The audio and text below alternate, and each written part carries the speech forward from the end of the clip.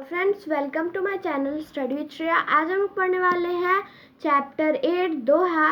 Friends, आज हम लोग इस वीडियो में आप लोगों को पूरा सोल्यूशन देने वाले हैं चैप्टर 8 दोहे का। तो चलिए फ्रेंड्स स्टार्ट करते हैं। फ्रेंड्स, हमारा जो फर्स्ट क्वेश्चन है वो है पाठ में से तलवार का महत्व होता है मयान का नहीं। इस उदाहरण के द्वारा कवि क्या कहना चाहते हैं? तो इस जो यहाँ क्वेश्चन है तो बोला गया है कि इस उदाहरण के द्वारा कवि क्या कह रहे हैं, तो इसका आंसर हो जाएगा इस उदाहरण के द्वारा कवि कह रहे हैं कि अगर हमें कोई ज्ञान देता है तो हमें ज्ञान के ऊपर ध्यान देना चाहिए, ना कि वो कौन है जो हमें ज्ञान दे रहा है। तो यहाँ बोला गया है कि हमें वो जो तलवार के ऊपर नहीं, मतलब तलवार के ऊपर ध्यान देना चाहिए, मयान के ऊपर नहीं।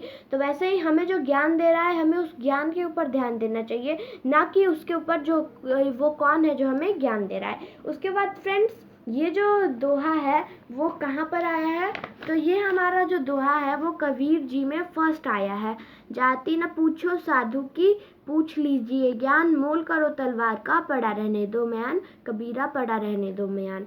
तो ये फर्स्ट हमारा दोहा है।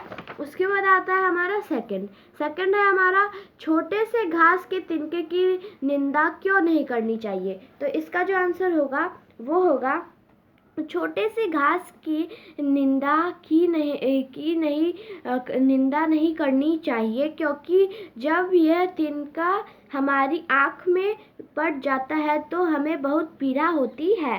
तो इसका जो आंसर होगा वो ये होगा कि हमें छोटे से घास की निंदा नहीं करनी चाहिए, क्योंकि जब वो आँख में पड़ जाएगा तो बहुत ज़्यादा पीड़ा देता है। तो और ये फ्रेंड्स, ये कौन से दोहे में लिखा हुआ है? तो ये जो हमारा दोहा है वो सेकंड वाले दोहे में लिखा हुआ है। तो फ्रेंड्स, उसके बाद आता है हमारा नेक्स्ट क्वेश्चन थर्ड है हमारा कठोर वचनों का मनुष्य पर क्या प्रभाव पड़ता है। तो इसका आंसर होगा कठोर वचन सबसे बुरे होते हैं। कठोर वचनों से मनुष्य पर बड़ा ही बुरा ही प्रभाव पड़ता है। वे दुखी हो जाता है, जिससे उसका उत्साह कम हो जाता है। तो ये हो जाएगा, आप लोग इसको लिख लीजिए थर्ड क्वेश्चन का आंसर। फ्रेंड्स, ये वाला जो हमारा दोहा है वो है थर्ड दोहा कबीर का।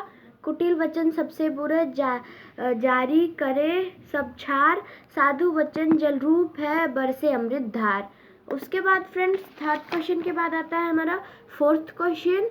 हमारा जो फोर्थ क्वेश्चन है वो है स्वाति नक्षत्र की बूंद केला, शीप तथा सर्प मुख में गिरकर क्या क्या रूप धारण करती है। तो फ्रेंड्स, सबसे पहले तो इस क्वेश्चन को जानते हैं। स्वाति नक्षत्र वो होता है जिसमें स्वाति नक्षत्र होता है, और केले शीप मतलब जिससे मोतियां निकलती है, और सांप का मुख मतलब स्नेक का माउथ। उसमें स्वाति नक्षत्र में अगर बूंद से पानी गिरे तो क्या होता है? तो जो इसका आंसर होगा वो है स्वाति नक्षत्र में गिरने वाले बूंद जब केले के पेड़ पर गिरती है तो चूना बन जाती है। तो जब स्वाति नक्षत्र में अगर वो केले के पेड़ के ऊपर गिर जाती है तो चूना बन जाती है स्वाति नक्षत्र में। और अगर सांप के मुख में गिरती है तो काकुड अथवा विष बन जाती है।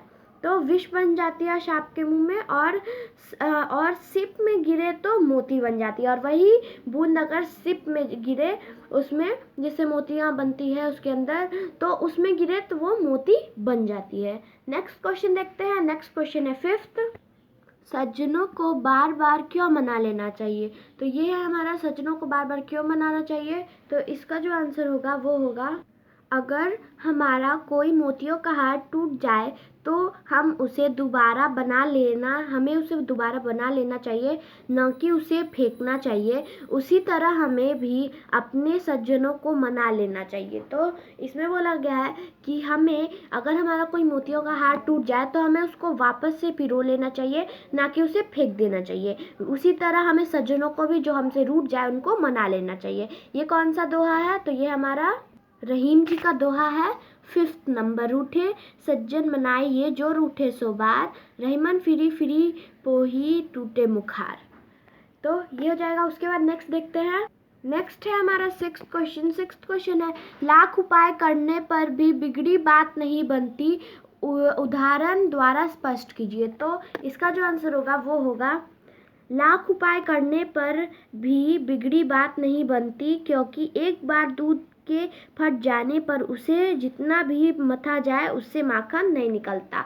तो ये हो जाएगा आंसर, आप लोग लिख लीजिए फ्रेंड्स। उसके बाद आता है हमारा नेक्स्ट है हमारा सेवेंथ वन है कि हमें यहाँ पर वाक्य दिए हुए हैं और हमको उनको सही गलत का ट्रिक लगाना है। तो फर्स्ट है हमारा, मधुर वचन सब कुछ जलाकर राख कर देते हैं, तो गलत। उसके बाद संगति का हम पर असर पड़ता है, तो सही। उसके बाद हमें अपने संबंधियों के से अनबन नहीं करनी चाहिए, सही। उसके बाद आता है हमारा उसके बाद आता है विपत्ति में अपनी संपत्ति न होने पर भी सभी सहायक होते हैं, तो नहीं। उसके बाद आता है हमारा, बिहारी कवि कृष्ण को अपने हृदय में बसाना चाहते हैं, तो सही। उसके बाद सच्चे हृदय में राम बसते हैं, तो सही। तो फ्रेंड्स ये हो जाएगा हमारा आज का वीडियो। अगर ये वीडियो आप लोगों को अच्छा लगा हो तो प्लीज़ मेरे चैनल को सब्सक्राइब करिए और इस वीडियो को लाइक भी करिए। Thanks for watching and keep watching.